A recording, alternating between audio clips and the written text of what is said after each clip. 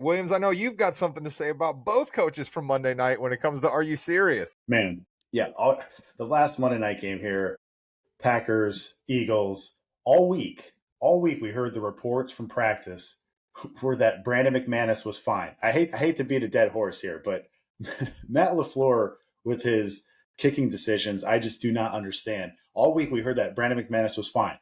If he wasn't fine, then you activate the substitute teacher who, by the way, has kicked a 61-yard field goal that will come into play later on here.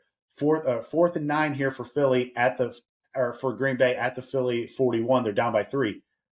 LaFleur decides to go for it. He's down by 3, so you pass up a 58-yard field goal there. I repeat, the substitute teacher hit a 61-yard field goal. He is not activated. Matt LaFleur, again, you pass up a 57-yard field goal to tie the game in the fourth. By the way, it was 3rd and 11 there. Just try to pick up a few yards, make it more manageable. Nope. 4th and 11, we'll punt it. Philly goes down and scores a touchdown in 2 minutes. So now they're down 10-0. But then Green Bay ends up scoring a touchdown for that. Then Nick Sirianni says, hold my beer on a 4th and 6 from the Green Bay 35 with under 40 seconds left. He decides to go for it. What? Just punt it there, pin Green Bay down inside the 10 with about 30 seconds left. What are you doing? If you go for it on 4th down and miss, you're giving the Packers an extra 25 yards there. And then, of course, the Pack end up having to try a 64-yard field goal to try and win it. He only misses wide by about 50 feet. So just a kicking fiasco by both coaches there to kick or not to kick. And and this was like a preamble of what we talked about last week with LaFleur and his history of kicking decisions.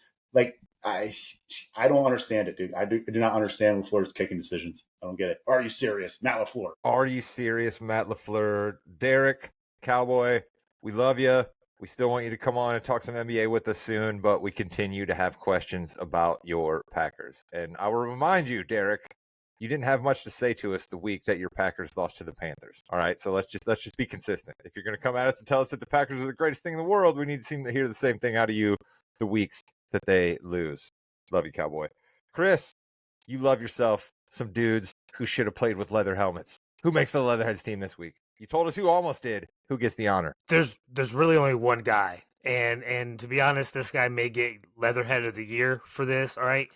And I'll give you a little bit of backstory. If this guy is not unfamiliar to having to do things like this. Last year, he played a full game with a torn ACL. All right? Full game, torn ACL, didn't care.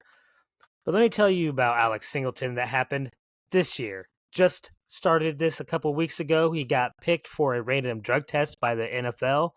It got flagged for some abnormalities. He goes, gets tested. He finds out last week on a Monday that these abnormalities led to testicular cancer. He didn't tell anybody. He went back to work. He practiced the next 2 days so he could not just play, but play against a divisional rival, the Raiders, on Thursday night and make sure that he helped his team win, which they did. And he went right back to surgery Friday morning so they could have the tumor removed. And by all accounts, it's successful. That dude is my Leatherhead of the week. Alex Singleton, Denver Broncos. There we go. Look at you, Chris. That's awesome. Good shout out there, Chris. Love that as a use of the Leatherheads.